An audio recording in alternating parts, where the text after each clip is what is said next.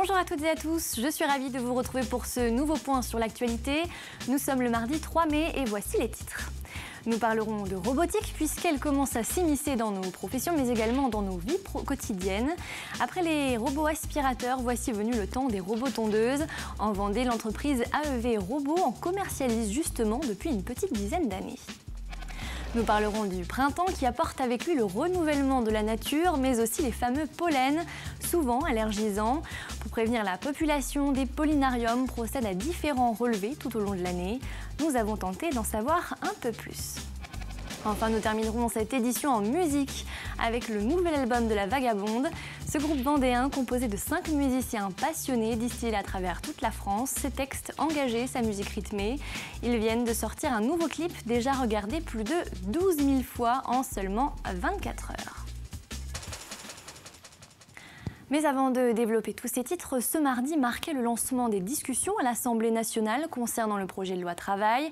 Pendant 2 semaines, toutes les propositions vont être revues par les députés. Depuis sa présentation en février dernier par la ministre Myriam El Khomri, ce projet de loi divise. Les syndicats se mobilisent depuis plus d'un mois maintenant. Et ce mardi, de nouveaux rassemblements étaient organisés. À La Roche-sur-Yon, cet après-midi, ils étaient une centaine sur la place Napoléon. Autre actualité régionale, cette fois, les élus de la région des Pays de la Loire souhaitent relancer une étude pour la construction d'un éventuel franchissement de la Loire à l'ouest de Nantes. Cela fait plusieurs années que le projet est en attente et que plusieurs sites sont étudiés. Il aurait pour vocation de soulager le trafic du pont de Cheviré complètement saturé, mais également de relier le futur aéroport de Notre-Dame-des-Landes s'il est construit. Une volonté affichée, mais pour le moment sans aucune autre précision. Suite de notre série de la semaine autour de la robotique et des nouvelles technologies. Ce soir, nous allons revenir sur les robots de la vie quotidienne, utilisables aussi bien par des professionnels que des particuliers. On connaît les robots aspirateurs pour nos maisons et depuis quelques temps, ils s'invitent dans nos jardins. Les robots tondeuses se développent. L'entreprise vendéenne AEV Robots en vend depuis déjà une petite dizaine d'années. Et ce n'est qu'un début. Quand la robotique s'invite dans nos maisons, reportage Samuel Grasset. Il travaille presque en toute discrétion. Sur ce terrain de 12 000 m², 3 robots tondeuses sont en action 6 jours sur 7. Leur mission, couper quotidiennement le gazon de quelques millimètres. Des robots intelligents, capables de prendre eux-mêmes certaines décisions. Quand le robot va arriver sur une zone où l'herbe va être un peu plus haute ou plus dure, il va forcer un peu plus au niveau du disque de coupe. Donc là, le robot va prendre la décision lui-même en fait de venir faire une tonte en spirale sur quelques tours dans le but en fait d'éliminer cette zone un peu plus dense. Les coûts de ces robots restent élevés, comptez 1 300 à 4 000 € par appareil. Mais le marché est en plein développement depuis 2 ans. Jérôme Chariot en vend désormais une centaine par an. On a une clientèle très diverse et variée. On peut avoir les gens donc, qui aiment les nouvelles technologies, donc ça représente un petit pourcentage. On a après les personnes âgées qui ont des difficultés pour tondre, pour soulever les sacs de pelouse. Et ces robots ne sont pas les seuls à rentrer petit à petit dans notre quotidien. Dans l'agriculture, les vaches se font désormais traire quand elles en ont envie. Des robots sont utilisés par les maraîchers pour désherber. Plus récemment, c'est la SNCF qui a installé un agent humanoïde dans la gare des Sables-d'Olonne pour renseigner les voyageurs. Et ce n'est qu'un début pour Frédéric Boidron. Dans son magazine Planète Robot, édité à 60 000 exemplaires, il évoque tous les 2 mois les avancées technologiques. Et pour lui, nous partagerons demain notre quotidien avec des robots. Votre robot aspirateur, votre robot tondeuse, l'imprimante 3D, votre système domotique, le chauffage, tout ça, ça va être piloté depuis une interface. Actuellement, on va le faire depuis une tablette. Mais maintenant, par exemple, il y a Siri sur les téléphones et tout ça. On commence à parler à son téléphone. Et je pense que dans quelques années, on va plutôt parler à une sorte de robot compagnon qui, lui, fera l'interface entre tout votre système numérique de la maison. Alors faut-il s'inquiéter du développement de ces robots ? S'ils devraient supprimer certains emplois à l'avenir, ils pourraient aussi en créer de nouveaux. Et si les robots investissent notre vie quotidienne, ces avancées technologiques modifieront également l'école de demain. On l'a vu hier et c'est aussi le constat qu'ont posé les représentants de l'enseignement catholique de Vendée ce samedi lors de leur grande convention. Ils étaient réunis pour faire un point sur l'évolution de l'enseignement privé dans notre département et trouver de nouvelles manières d'enseigner. En Vendée, 53% des enfants sont scolarisés dans le privé, soit 1 sur 2. Cette convention était également l'occasion d'annoncer la construction d'un nouveau collège dans le nord du département pour faire face à l'augmentation de la demande.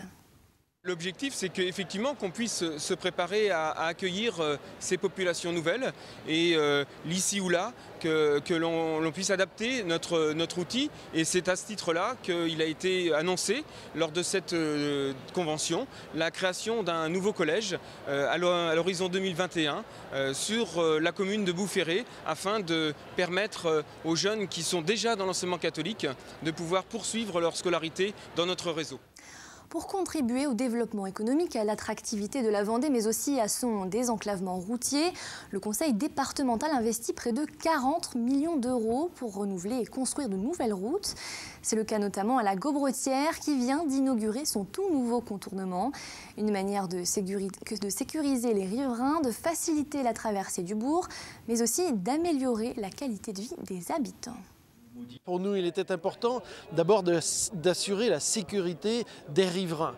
Et donc nous avions une route qui était de plus en plus passante, en particulier depuis l'autoroute A87. En même temps, nous allons sécuriser aussi l'ensemble de ceux qui passent. Et je pense aussi aux poids lourds, qui sont pour nous une activité importante si nous voulons poursuivre le développement économique du département. Nous sommes aujourd'hui le mardi 3 mai et c'est la journée mondiale de l'asthme. En France, tous âges confondus, près de 4 millions de Français sont concernés par cette maladie respiratoire. Même si elle touche principalement les enfants, elle est encore sous-diagnostiquée. Et à l'origine de ce trouble, il y a certes une prédisposition génétique, mais aussi des facteurs environnementaux. Les allergènes, par exemple, comme les acariens ou le pollen, font partie des facteurs déclencheurs.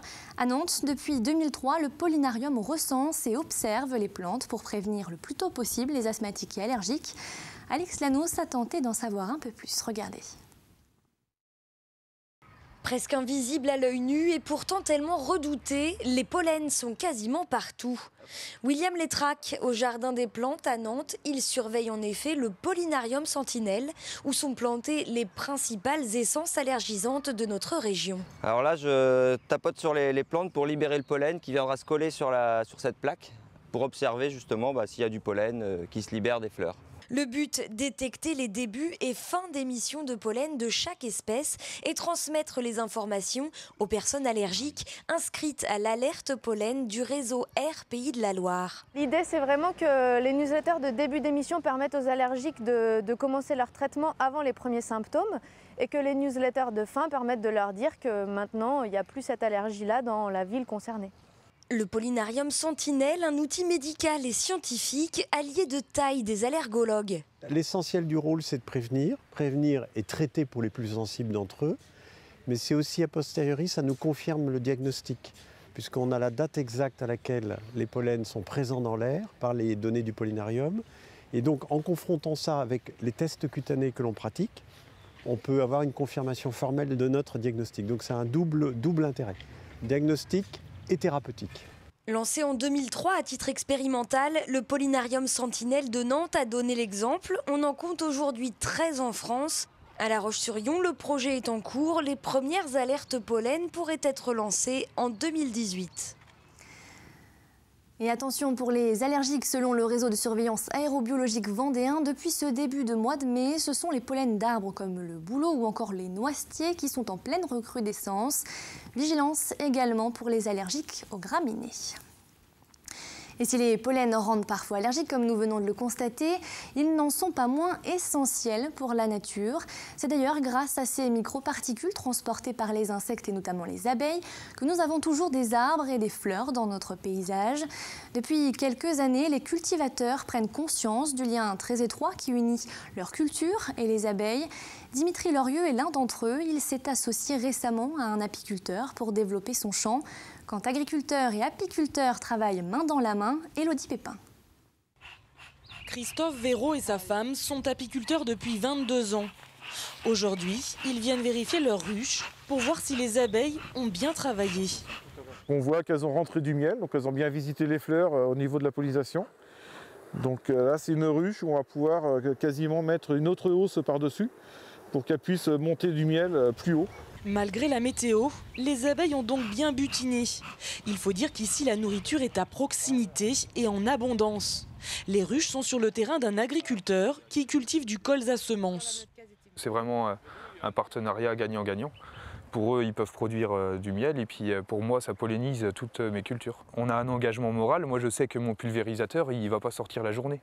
Je sais que je vais faire tous mes traitements la nuit pour vraiment protéger au maximum les abeilles. On sait comment ils travaillent, on sait comment on travaille, donc on a une bonne coopération ensemble, il n'y a pas de souci. Des agriculteurs et des apiculteurs main dans la main, une image de plus en plus répandue. En Vendée, la CAVAC travaille en ce sens. C'est d'ailleurs la coopérative qui a mis en relation les deux hommes.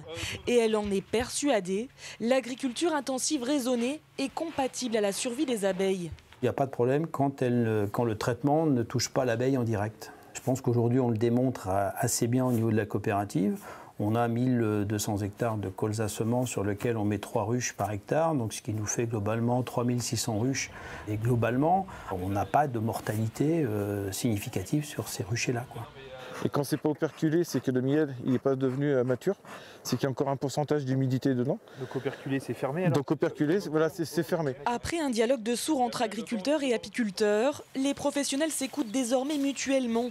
Et la coopération semble même se développer au-delà des intérêts économiques. Dimitri prévoit par exemple de semer du trèfle pour mettre à disposition des ressources alimentaires supplémentaires pour les abeilles de Christophe. Après les abeilles, place aux moustiques. Depuis dimanche, la surveillance est relancée dans une trentaine de départements, dont la Vendée, où le moustique tigre a fait son apparition il y a moins de 2 ans. Cette espèce originaire d'Asie se développe de plus en plus en France depuis 2004 et elle serait porteuse de plusieurs virus comme la dengue, le chikungunya ou encore le Zika. Pour signaler sa présence, les particuliers peuvent s'orienter vers le site qui s'affiche juste en bas de votre écran. Restons encore un peu dans le domaine de la nature puisque ce week-end se tenait la 2e édition de Graines du Coin. Ce rassemblement réunit les passionnés de semences qui viennent échanger leurs graines contre de nouvelles. Le principe se veut écologique mais surtout nécessaire pour la préservation de certaines espèces végétales comme certaines variétés de tomates ou encore d'haricots. Chaque année, le nombre de participants augmente, attirés par cette idée de conservation. Pierre Dalicieux. Ici, rien n'est à vendre, tout est à échanger. Dans cette grainothèque, des milliers de semences d'espèces différentes, anciennes pour certaines. Le but est de les transmettre au plus grand nombre et que la transmission ne s'arrête pas. L'objectif est de faire revenir chaque année encore un peu plus d'adhérents. Les personnes qui viennent, qu'ils aient des semences ou pas, c'est d'essayer de s'engager à les reproduire en fait ces semences pour pouvoir les repartager, les redistribuer. Et on est bien dans une démarche en fait de créer de l'abondance pour la partager. Alors on espère que tout le monde reviendra et que ceux qui ne sont pas venus cette année viendront, amèneront de nouvelles personnes et ainsi de suite. Ici, chaque graine ou chaque plant échangé sera reproductible, contrairement à certaines semences achetées dans le commerce. D'ailleurs, il suffit de demander. Personne ici n'est un habitué des grandes chaînes de jardinerie. Ah non, plus de graines dans des grandes surfaces, non. Là, on peut garder les graines, il n'y a pas de dégénérescence. Et puis après, l'année d'après, vous les replantez, tout simplement. Bien l'idée de partage. Puis j'aime bien l'idée aussi de récupérer des vieilles graines. Et je suis contre la mainmise des grandes sociétés sur les graines qui ne peuvent pas se reproduire. Il y a aussi les collectionneurs, car parmi ces plants de tomates ou autres plants connus se cachent des variétés plus rares, comme ces drôles de haricots, qui eux ne seront échangés que sous certaines conditions. Il y a des choses que je donne plus facilement, mais par exemple les haricots yin et yang, je les donnerai contre un échange qui sort un peu de l'ordinaire aussi. Parce que j'ai eu du mal à les trouver. Et puis il y a d'autres haricots, on trouve partout et pas ceux-là. On n'en trouve pas à l'échange. C'est donc l'échange qui est à l'honneur ici et la transmission aux générations futures de variétés de plantes qui sortent un peu de l'ordinaire, tout comme d'ailleurs Graines du Coin. C'est le nom de ce rassemblement qui aura lieu encore l'année prochaine. Continuons de nous évader à présent, non plus dans la nature, mais dans les livres. La semaine dernière, la ville de Luçon accueillait sa 15e édition du Salon du Livre Jeunesse. Une nouvelle édition donc qui a connu un franc succès et qui a permis aux jeunes d'assister à des petits spectacles et autres animations autour du livre. Des rencontres avec des auteurs et des illustrateurs étaient également proposées. Ce salon est un moment important pour ces derniers puisqu'il leur permet de se retrouver et de discuter de leur métier. C'est d'ailleurs ce qu'apprécie particulièrement Mathieu Maudet, illustrateur. Ça permet de se rencontrer, de discuter. Enfin, c'est vraiment un moment qui est important en fait. Comme on travaille quand même tous un peu chacun chez nous, des fois on travaille en atelier à 2 ou 3, mais là c'est l'occasion de croiser d'autres personnes qui viennent parfois de l'autre bout de la France et de voir comment ça se passe pour eux, quelles réflexions ils ont sur l'album ou comment ils illustrent. Et donc ouais, ça nous influence peut-être aussi un petit peu en fait. Ils ne jouent pas avec leurs crayons pour exprimer leurs sentiments sur le monde actuel, mais bien avec des mots et leurs instruments de musique. Depuis 6 ans, les membres de la Vagabonde sillonnent les routes de France pour délivrer leurs messages engagés. Avant la sortie de leur 4e album intitulé « Consommer », le groupe propose un aperçu de leur nouvel opus avec leur clip « Hasta luego ». En seulement 24 heures, il a déjà été visionné plus de 12 000 fois. Cyril Guillet. Rien à faire, j'entre pas dans le moule. Alors hasta luego, je repars bientôt. Alors hasta luego, je repars bientôt. Pour ce 4e opus, la Vagabonde a réalisé ce clip, Hasta luego, une fuite en avant et une invitation à prendre la route, portée par la guitare manouche et un accordéon aux sonorités slaves. Ça part un peu plus rock avec batterie basse, tout en ayant un côté swing qui est tenu par l'accordéon, le violon et la guitare, et avec toujours des chants en français, assez engagés en général. Un engagement qui passe par les textes et une autoproduction qui leur donne un véritable espace de liberté. Les influences, c'est l'actualité. On critique un peu dans le monde dans lequel on vit. Parce qu'on se rend compte qu'on arrive au bout d'un système où on doit toujours tout renouveler, tout est toujours jetable, toujours obligé de consommer, consommer, consommer. Consommer, conséquence de l'excès, de publicité, d'effets de mode et méthodes d'une génération émettée. Avec une 40aine de dates de concerts programmées, la Vagabonde se porte bien, d'autant plus que cette année, elle assurera la première partie du groupe Trio lors du festival Viens dans mon île qui se déroulera à l'Île-Dieu. Ils se produiront également à Poupée pour les 30 ans du festival. Ça fait plaisir, ça fait 6 ans qu'on cherche à atteindre cet objectif-là, de faire des belles premières parties, des belles scènes. C'est aussi du confort, parce que du coup c'est vraiment autre chose que faire du café-concert. On est moins près des gens, c'est une autre façon de jouer. Et ça nous met aussi la pression. Je repars bientôt. La sortie officielle du 4e album de la Vagabonde est prévue pour le 14 mai. Ensuite, vous pourrez les apprécier sur scène le 20 mai à Saint-Gilles-Croix-de-Vie, le 17 juin à Talmont-Saint-Hilaire et enfin le 3 juillet à Poupée.